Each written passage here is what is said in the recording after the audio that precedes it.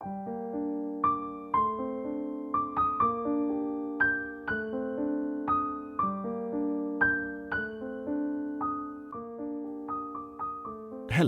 and welcome to Bitesized Audio on YouTube. I'm Simon Stanhope, actor, audiobook narrator, and curator of this channel. On the channel, I narrate classic short stories, mostly from the Victorian and Edwardian eras, including vintage ghost stories, detective stories, and other classic tales of mystery and suspense. I put notes in the video description with some background information on the authors and the stories if you'd like to read more, and you'll also find links to playlists and podcast series, as well as some compilation videos if you'd like a longer listen. If you enjoy this content, please subscribe, like, share, leave a comment if you'd like to, and thank you for listening.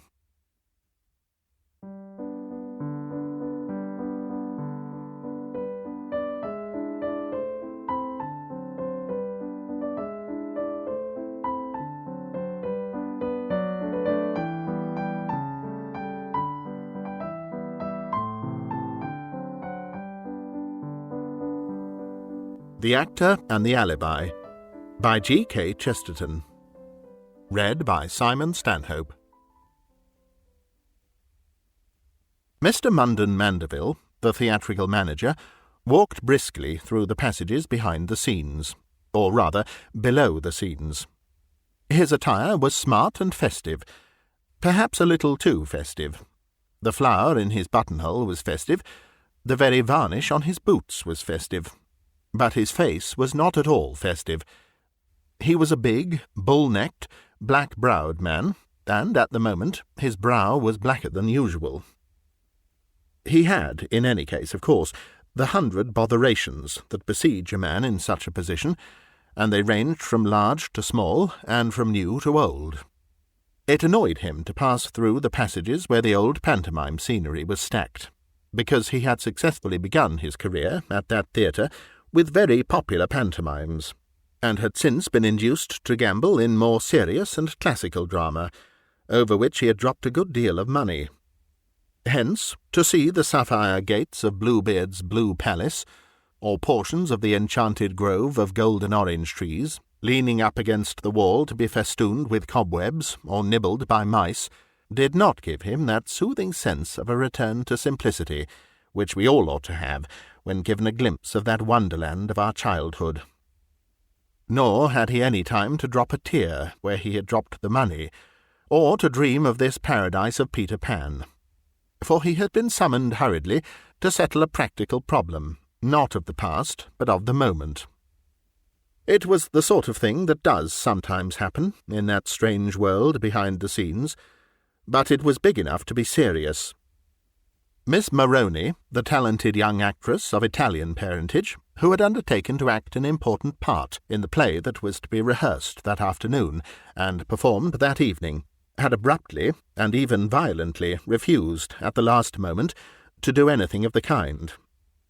He had not even seen the exasperating lady yet, and, as she had locked herself up in her dressing-room and defied the world through the door, it seemed unlikely for the present that he would. Mr. Munden Mandeville was sufficiently British to explain it by murmuring that all foreigners were mad, but the thought of his good fortune in inhabiting the only sane island of the planet did not suffice to soothe him, any more than the memory of the enchanted grove. All these things, and many more, were annoying, and yet a very intimate observer might have suspected that something was wrong with Mr. Mandeville that went beyond annoyance. If it be possible for a heavy and healthy man to look haggard, he looked haggard. His face was full, but his eye sockets were hollow. His mouth twitched, as if it were always trying to bite the black strip of moustache that was just too short to be bitten. He might have been a man who had begun to take drugs, but even on that assumption there was something that suggested that he had a reason for doing it, that the drug was not the cause of the tragedy, but the tragedy the cause of the drug. Whatever was his deeper secret, it seemed to inhabit that dark end of the long passage, where was the entrance to his own little study. and as he went along the empty corridor, he threw back a nervous glance now and then. However, business is business, and he made his way to the opposite end of the passage, where the blank green door of Miss Maroney defied the world. A group of actors and other people involved were already standing in front of it, conferring and considering, one might almost fancy, the advisability of a battering ram. The group contained one figure at least, who was already well enough known, whose photograph was on many mantelpieces, and his autograph in many albums. For though Norman Knight was playing the hero in a theatre that was still a little provincial and old-fashioned, and capable of calling him the first walking gentleman, he, at least, was certainly on the way to wider triumphs. He was a good-looking man, with a long cleft chin and fair hair low on his forehead, giving him a rather Neronian look that did not altogether correspond to his impulsive and plunging movements. The group also contained Rafe Randall, who generally acted elderly character parts, and had a humorous, hatchet face, blue with shaving, and discoloured with grease paint. It contained Mandeville's second walking gentleman, carrying on the not yet wholly vanished tradition of Charles's friend, a dark, curly-haired youth bearing the name of Aubrey Vernon. It included Mr. Munden Mandeville's wife's maid, or dresser, a very powerful-looking person with tight red hair and a hard wooden face. It also, incidentally, included Mandeville's wife, a quiet woman in the background, with a pale, patient face, the lines of which had not lost a classical symmetry and severity, but which looked all the paler because her very eyes were pale, and her pale yellow hair lay in two plain bands, like some very archaic Madonna. Not everybody knew that she had once been a serious and successful actress in Ibsen and the intellectual drama. But her husband did not think much of problem plays, and certainly at the moment was more interested in the problem of getting a foreign actress out of a locked room, a new version of the conjuring trick of the vanishing lady. "Hasn't she come out yet?" he demanded, speaking to his wife's business-like attendant rather than to his wife. "No, sir," answered the woman, who was known as Mrs. Sands, in a sombre manner. "We are beginning to get a little alarmed," said old Randall. "She seemed quite unbalanced, and we're afraid she might even do herself some mischief." "Hell," said Mandeville, in his simple and artless way. "Advertisement's very good, but we don't want that sort of advertisement. Hasn't she any friends here? Has nobody any influence with her?" "Jarvis thinks the only man who might manage her is her own priest round the corner," said Randall. "And in case she does start hanging herself on a hat-peg, I really thought perhaps he'd better be here. Jarvis has gone to fetch him. Oh, and, as a matter of fact, here he comes." Two more figures appeared in that subterranean passage under the stage. The first was Ashton Jarvis, a jolly fellow who generally acted villains, but who had surrendered that high vocation for the moment to the curly-headed youth. The other figure was short and square, and clad all in black. It was Father Brown, from the church round the corner. Father Brown seemed to take it quite naturally, and even casually, that he should be called in to consider the queer conduct of one of his flock, whether she was to be regarded as a black sheep or only as a lost lamb. But he did not seem to think much of the suggestion of suicide. "I suppose there was some reason for her flying off the handle like that," he said. "Does anybody know what it was?" "Dissatisfied with her part, I believe," said the older actor. "They always are," growled Mr. Munden Mandeville. "And I thought my wife would look after those arrangements." "I can only say," said Mrs. Munden Mandeville, rather wearily, "that I gave her what ought to be the best part. It's supposed to be what stage-struck young women want, isn't it? To act the beautiful young heroine and marry the beautiful young hero in a shower of bouquets and cheers from the gallery. Women of my age naturally have to fall back on acting respectable matrons, and I was careful to confine myself to that." "It would be devilish awkward to alter the parts now, anyhow," said Randall. "It's not to be thought of," declared Norman Knight firmly. "Why, I could hardly act. But anyhow, it's much too late." Father Brown had slipped forward and was standing outside the locked door, listening. "Is there no sound?" asked the manager anxiously, and then added in a lower voice, "Do you think she can have done herself in?" "There is a certain sound," replied Father Brown calmly. "I should be inclined to deduce from the sound that she is engaged in breaking windows or looking-glasses, probably with her feet. No, I do not think there is much danger of her going on to destroy herself. Breaking looking-glasses with your feet is a very unusual prelude to suicide. If she had been a German, gone away to think quietly about metaphysics and Weltschmerz, I should be all for breaking the door down. These Italians don't really die so easily, and are not liable to kill themselves in a rage. Somebody else, perhaps. Yes, possibly. It might be well to take ordinary precautions if she comes out with a leap." "So you're not in favour of forcing the door?" asked Mandeville. "Not if you want her to act in your play," replied Father Brown. "If you do that, she'll raise the roof and refuse to stay in the place. If you leave her alone, she'll probably come out from mere curiosity. If I were you, I should just leave somebody to guard the door, more or less, and trust to time for an hour or two."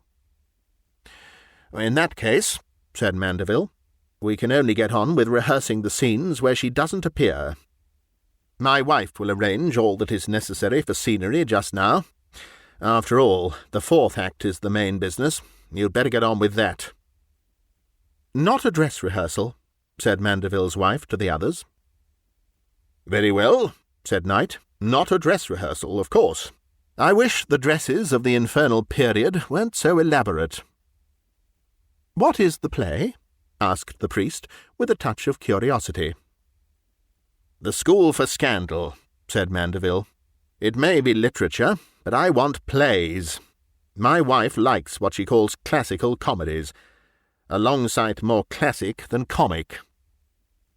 At this moment, the old doorkeeper known as Sam, and the solitary inhabitant of the theatre during off-hours, came waddling up to the manager with a card to say that Lady Miriam Marden wished to see him. He turned away, but Father Brown continued to blink steadily for a few seconds in the direction of the manager's wife, and saw that her wan face wore a faint smile. Not altogether a cheerful smile. Father Brown moved off in company with the man who had brought him in, who happened, indeed, to be a friend and person of a similar persuasion, which is not uncommon among actors. As he moved off, however, he heard Mrs. Mandeville give quiet directions to Mrs. Sands that she should take up the post of watcher beside the closed door. "Mrs. Mandeville seems to be an intelligent woman," said the priest to his companion, "though she keeps so much in the background." "She was once a highly intellectual woman," said Jarvis sadly. "Rather washed out and wasted, some would say, by marrying a bounder like Mandeville. She has the very highest ideals of the drama, you know, but of course it isn't often she can get her lord and master to look at anything in that light. Do you know, he actually wanted a woman like that to act as a pantomime boy? Admitted that she was a fine actress, but said pantomimes paid better. Well, that will give you about a measure of his psychological insight and sensibility. But she never complained. As she said to me once, complaint always comes back in an echo from the ends of the world, but silence strengthens us. If only she were married to somebody who understood her ideas, she might have been one of the great actresses of the age. Indeed, the highbrow critics still think a lot of her. As it is, she is married to that." And he pointed to where the big black bulk of Mandeville stood with his back to them, talking to the ladies who had summoned him forth into the vestibule. Lady Miriam was a very long and languid and elegant lady, handsome in a recent fashion, largely modelled on Egyptian mummies.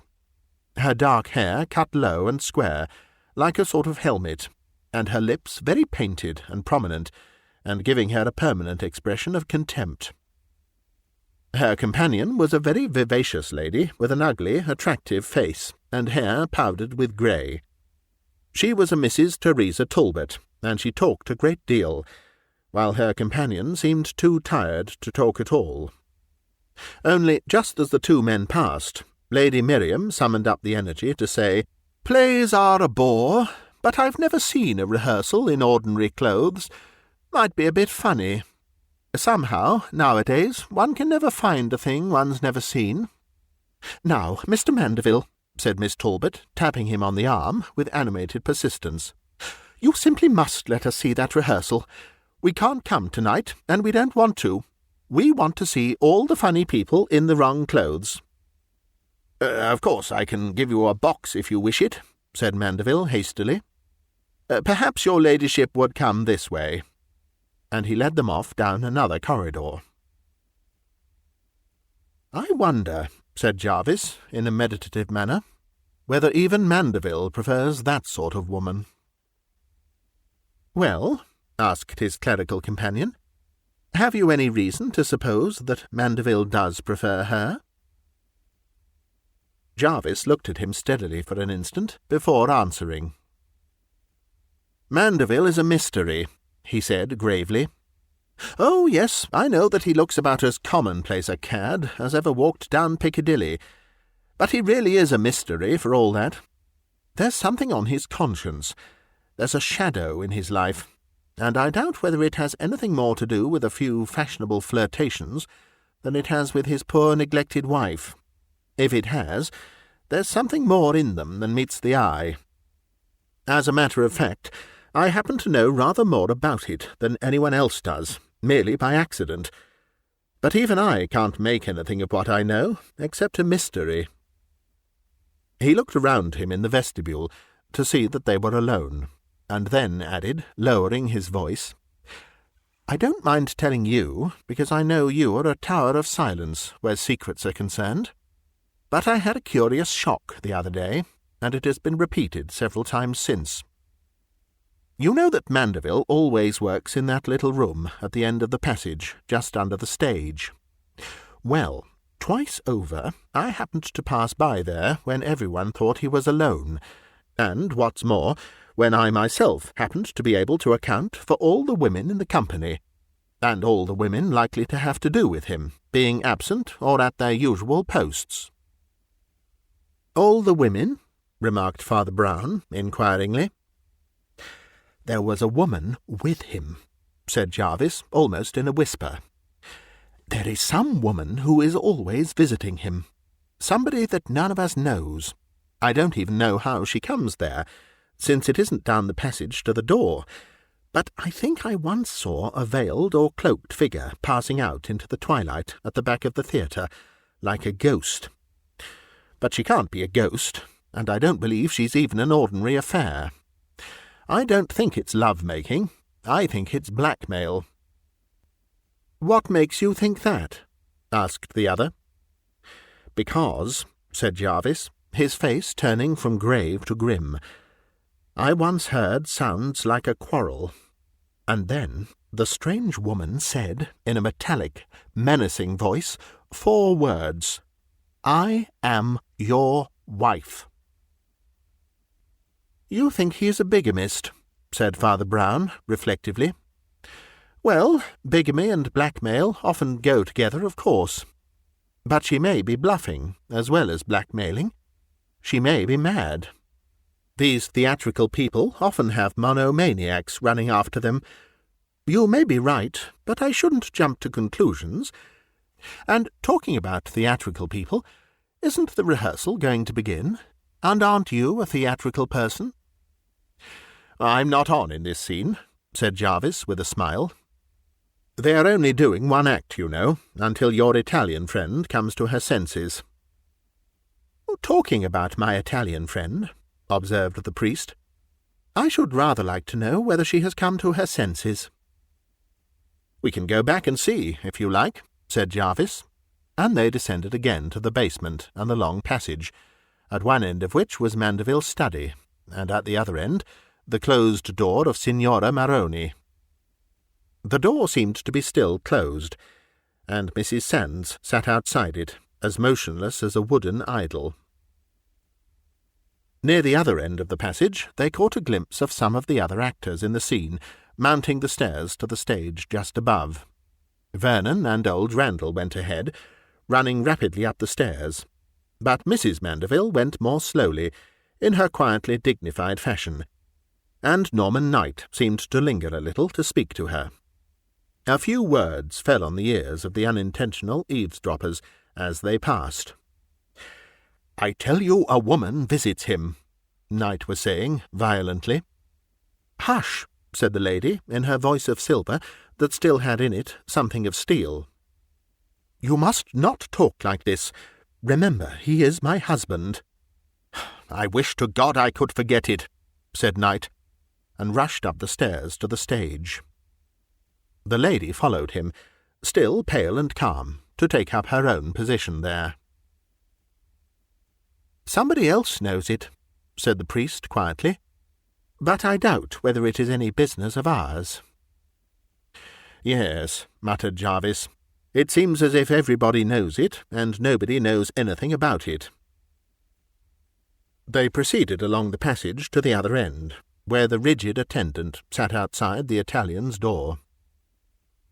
"No, she ain't come out yet," said the woman in her sullen way. "And she ain't dead, for I heard her moving about now and then. I dunno what tricks she's up to." "Do you happen to know, ma'am," said Father Brown, with abrupt politeness, "where Mr. Mandeville is just now?" "Yes," she replied promptly.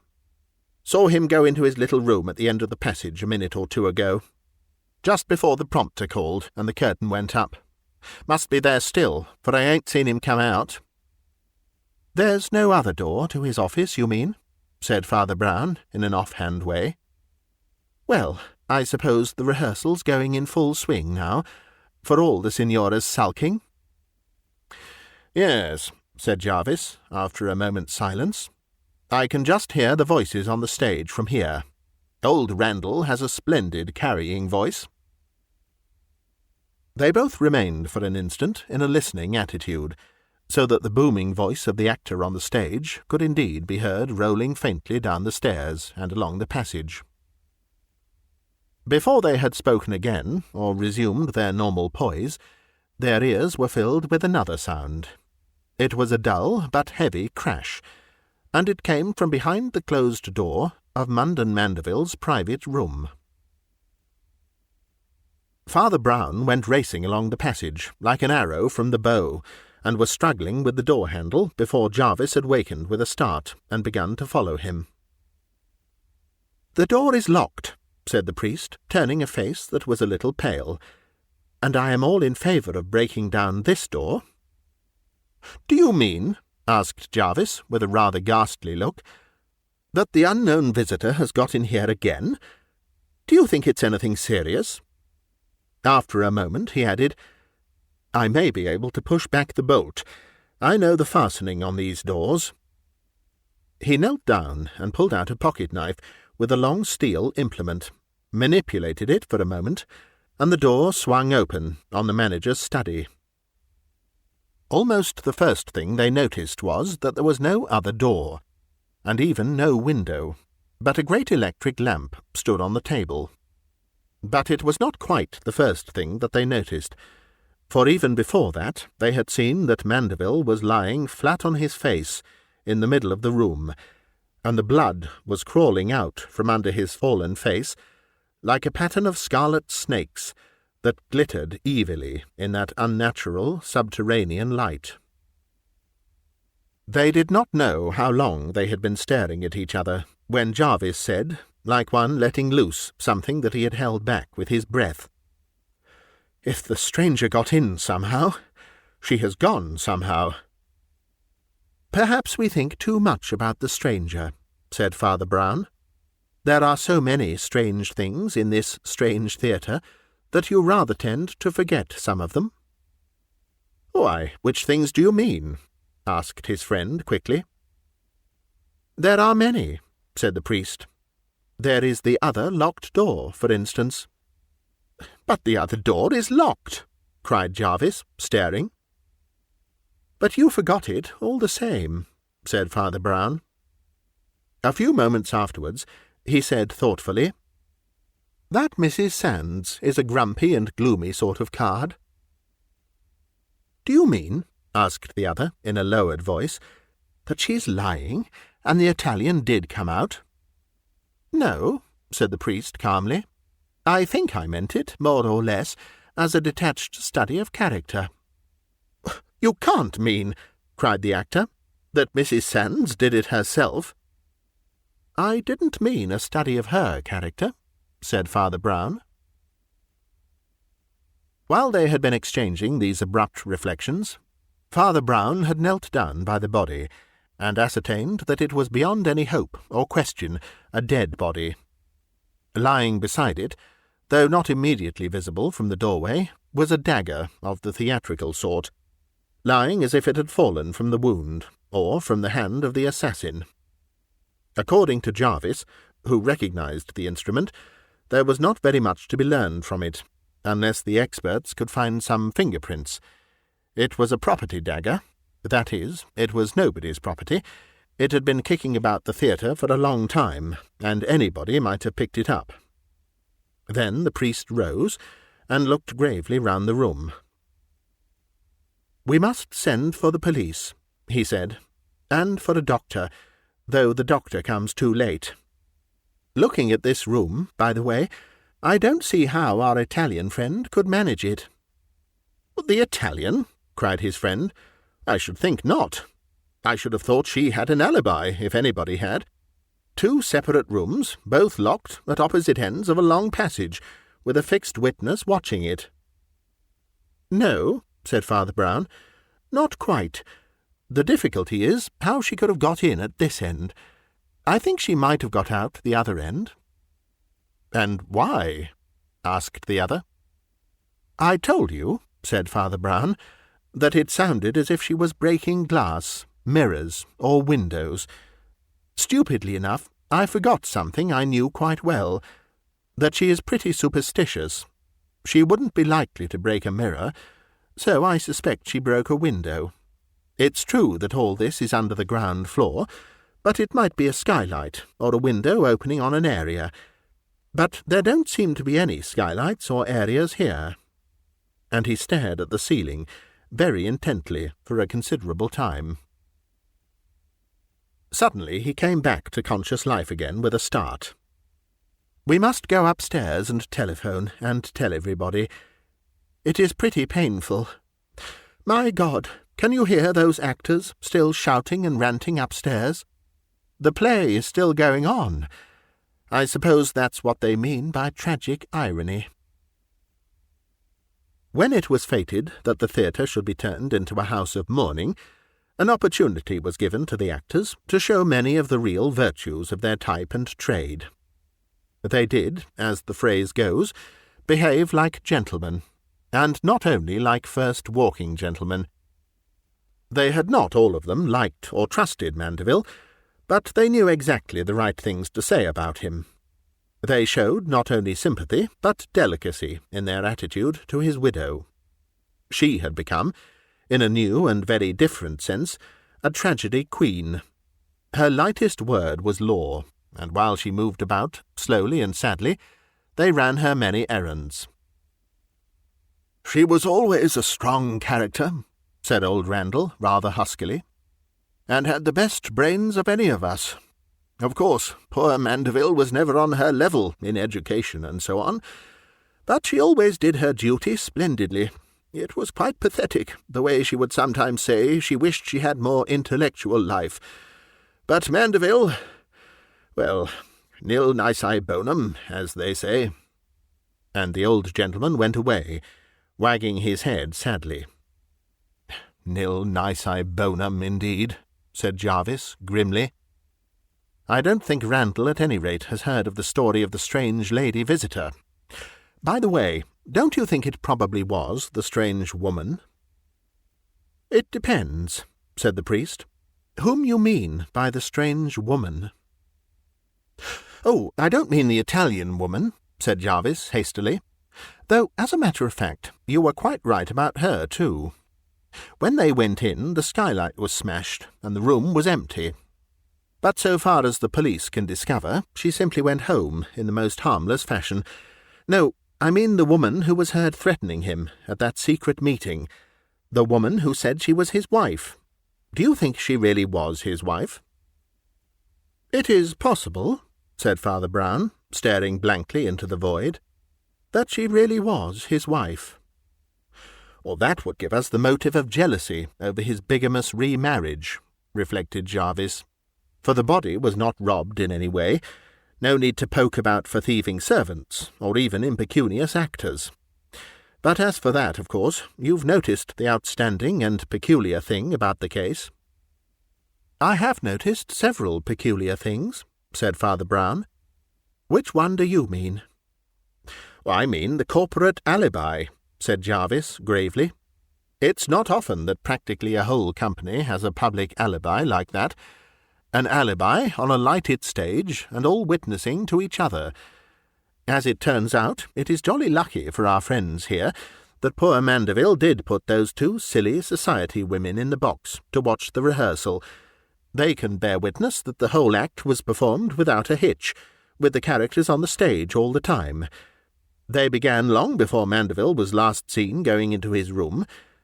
They went on at least 5 or 10 minutes after you and I found his dead body. And, by a lucky coincidence, the moment we actually heard him fall was during the time when all the characters were on the stage together."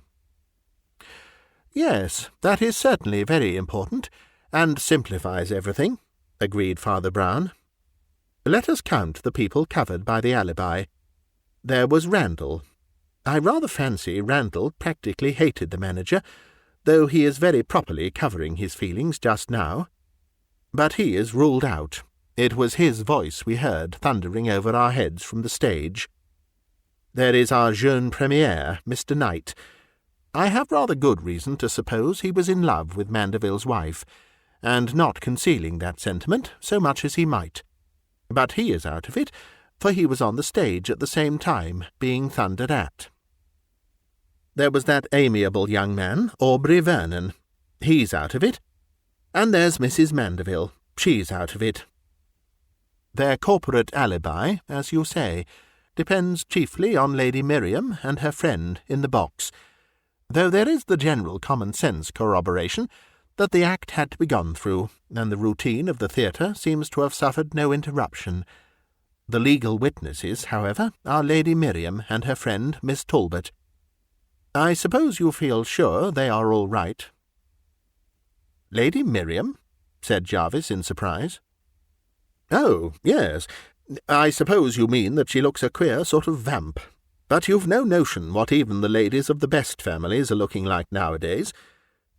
Besides, is there any particular reason for doubting their evidence?" "Only that it brings us up against a blank wall," said Father Brown. "Don't you see that this collective alibi practically covers everybody?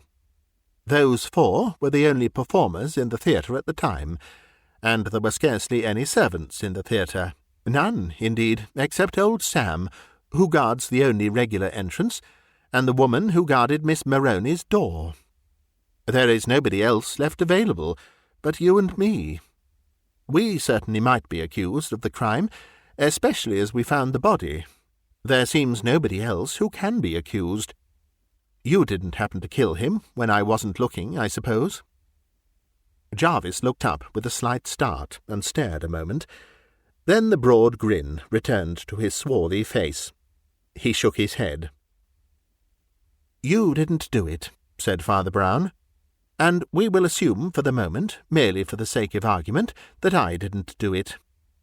The people on the stage being out of it, it really leaves the Signora behind her locked door, the sentinel in front of her door, and old Sam. Or are you thinking of the 2 ladies in the box? Of course, they might have slipped out of the box." "No," said Jarvis. "I am thinking of the unknown woman who came and told Mandeville she was his wife." "Perhaps she was," said the priest. And this time there was a note in his steady voice that made his companion start to his feet once more and lean across the table. "We said," he observed, in a low, eager voice, "that this first wife might have been jealous of the other wife." "No," said Father Brown. "She might have been jealous of the Italian girl, perhaps, or of Lady Miriam Marden, but she was not jealous of the other wife." "And why not?" "Because there was no other wife," said Father Brown. "So far from being a bigamist, Mr. Mandeville seems to me to have been a highly monogamous person. His wife was almost too much with him, so much with him that you all charitably suppose that she must be somebody else. But I don't see how she could have been with him when he was killed, for we agree that she was acting all the time in front of the footlights, acting an important part, too."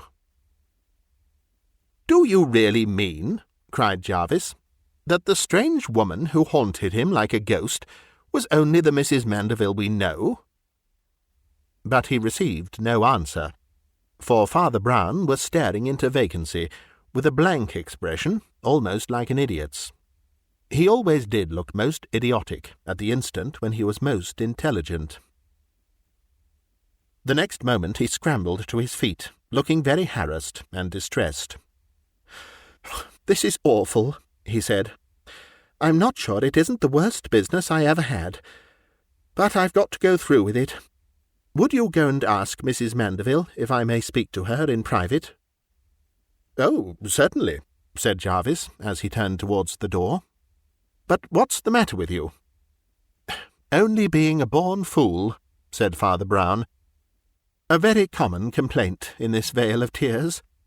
I was fool enough to forget altogether that the play was the school for scandal." He walked restlessly up and down the room, until Jarvis reappeared at the door with an altered and even alarmed face. "I can't find her anywhere," he said. "Nobody seems to have seen her." "They haven't seen Norman Knight either, have they?" asked Father Brown dryly. "Well, it saves me the most painful interview of my life. Saving the grace of God, I was very nearly frightened of that woman. But she was frightened of me, too. Frightened of something I'd seen or said. Knight was always begging her to bolt with him. Now she's done it, and I'm devilish sorry for him." "For him?" inquired Jarvis. "Well, it can't be very nice to elope with a murderess," said the other dispassionately. "But as a matter of fact, she was something very much worse than a murderess." "And what is that?" "An egoist," said Father Brown. "She was the sort of person who had looked in the mirror before looking out of the window, and it is the worst calamity of mortal life. The looking-glass was unlucky for her, all right, but rather because it wasn't broken." "Well, I can't understand what all this means," said Jarvis. "Everybody regarded her as a person of the most exalted ideals, almost moving on a higher spiritual plane than the rest of us." "She regarded herself in that light," said the other, "and she knew how to hypnotize everybody else into it. Perhaps I hadn't known her long enough to be wrong about her, but I knew the sort of person she was 5 minutes after I clapped eyes on her." "Oh, come," cried Jarvis. "I'm sure her behaviour about the Italian was beautiful." "Her behaviour always was beautiful," said the other. "I've heard from everybody here all about her refinements and subtleties and spiritual soarings above poor Mandeville's head. But all these spiritualities and subtleties seem to me to boil themselves down to the simple fact that she certainly was a lady, and he most certainly was not a gentleman. But, do you know, I have never felt quite sure that St. Peter will make that the only test at the gate of heaven. As for the rest," he went on with increasing animation, "I knew from the very first words she said that she was not really being fair to the poor Italian, with all her fine airs of frigid magnanimity. And again I realized it when I knew that the play was the school for scandal. "You are going rather too fast for me," said Jarvis, in some bewilderment. "What does it matter what the play was?" "Well," said the priest, "she said she had given the girl the part of the beautiful heroine, and had retired into the background herself with the older part of a matron. Now, that might have applied to almost any play, but it falsifies the facts about that particular play. She can only have meant that she gave the other actress the part of Maria, which is hardly a part at all, and the part of the obscure and self-effacing married woman, if you please, must have been the part of Lady Teazle, which is the only part any actress wants to act. If the Italian was a first-rate actress who had been promised a first-rate part, there was really some excuse, or at least some cause, for her mad Italian rage. There generally is for mad Italian rages. Latins are logical, and have a reason for going mad. But that one little thing let in daylight for me on the meaning of her magnanimity. And there was another thing, even then. You laughed when I said that the sulky look of Mrs. Sands was a study in character, but not in the character of Mrs. Sands. But it was true. If you want to know what a lady is really like, don't look at her, for she may be too clever for you. Don't look at the men around her, for they may be too silly about her. But look at some other woman who is always near to her, and especially one who is under her. You will see in that mirror her real face, and the face mirrored in Mrs. Sands was very ugly. And as for all the other impressions, what were they? I heard a lot about the unworthiness of poor old Mandeville, but it was all about his being unworthy of her, and I am pretty certain it came indirectly from her. And even so, it betrayed itself. Obviously, from what every man said, she had confided in every man about her confounded intellectual loneliness. You yourself said she never complained, and then quoted her about how her uncomplaining silence strengthened her soul. And that is just the note. That's the unmistakable style. People who complain are just jolly, human, Christian nuisances. I don't mind them. But people who complain that they never complain are the devil. They are really the devil. Isn't that swagger of Stoicism the whole point of the Byronic cult of Satan? I heard all this, but for the life of me I couldn't hear of anything tangible she had to complain of. Nobody pretended that her husband drank, or beat her, or left her without money, or even was unfaithful, until the rumour about the secret meetings, which were simply her own melodramatic habit of pestering him with curtain lectures in his own business office. And when one looked at the facts, apart from the atmospheric impression of martyrdom she contrived to spread, the facts were really quite the other way. Mandeville left off making money on pantomimes to please her. He started losing money on classical drama to please her. She arranged the scenery and furniture as she liked. She wanted Sheridan's play, and she had it. She wanted the part of Lady Teazle, and she had it. She wanted a rehearsal without costume at that particular hour, and she had it. It may be worth remarking on the curious fact that she wanted that. "But what is the use of all this tirade?" asked the actor, who had hardly ever heard his clerical friend make so long a speech before. "We seem to have got a long way from the murder in all this psychological business. She may have eloped with Knight, she may have bamboozled Randall, she may have bamboozled me, but she can't have murdered her husband, for everyone agrees she was on the stage through the whole scene. She may be wicked, but she isn't a witch." "Well, I wouldn't be so sure," said Father Brown, with a smile. "But she didn't need to use any witchcraft in this case. I know now that she did it, and very simply indeed." "Why are you so sure of that?" asked Jarvis, looking at him in a puzzled way. "Because the play was the School for Scandal," replied Father Brown. "And that particular act of the School for Scandal. I should like to remind you, as I said just now, that she always arranged the furniture how she liked. I should also like to remind you that this stage was built and used for pantomimes. It would naturally have trap-doors and trick exits of that sort. And when you say that witnesses could attest to having seen all the performers on the stage, I should like to remind you that in the principal scene of the School for Scandal, one of the principal performers remains, for a considerable time, on the stage, but is not seen. She is technically on, but she might practically be very much off. That is the screen of Lady Teazle, and the alibi of Mrs. Mandeville. There was a silence, and then the actor said, "You think she slipped through a trapdoor behind a screen down to the floor below, where the manager's room was?" "She certainly slipped away in some fashion, and that is the most probable fashion," said the other. "I think it all the more probable because she took the opportunity of an undress rehearsal, and even indeed arranged for one. It is a guess, but I fancy if it had been a dress rehearsal, it might have been more difficult to get through a trapdoor in the hoops of the 18th century.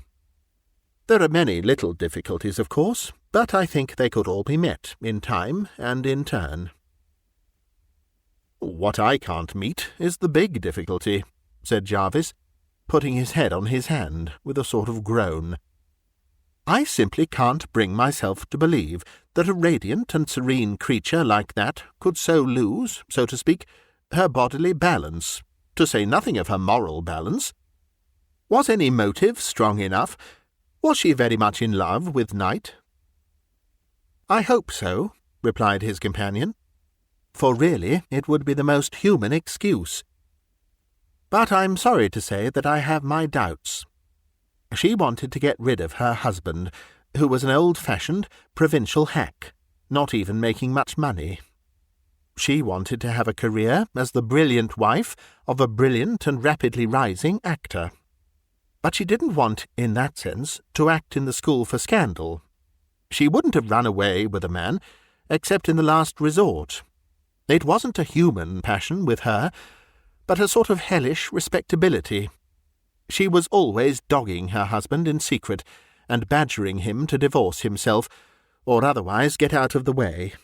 And as he refused, he paid at last for his refusal. There's another thing you've got to remember.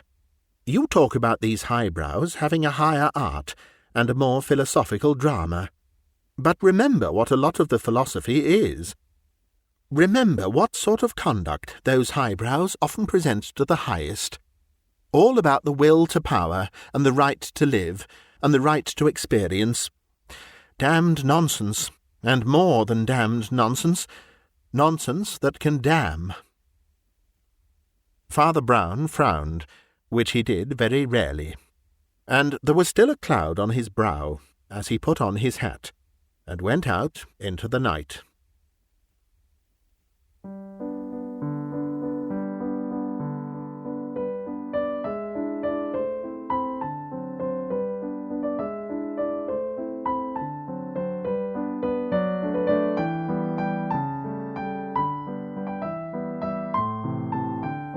You've been listening to a bite-sized audiobook, read by me, Simon Stanhope. If you enjoy these stories and would like to help me to keep producing new content, you can find links in the video description to my Patreon page, or to buy me a coffee. Another way to support me is through my Bandcamp page, bitesizedaudio.bandcamp.com, where you can hear my narrations of many more classic short stories, as well as purchase and download them to keep. This recording is copyright Bitesized Audio 2025. Thank you for listening.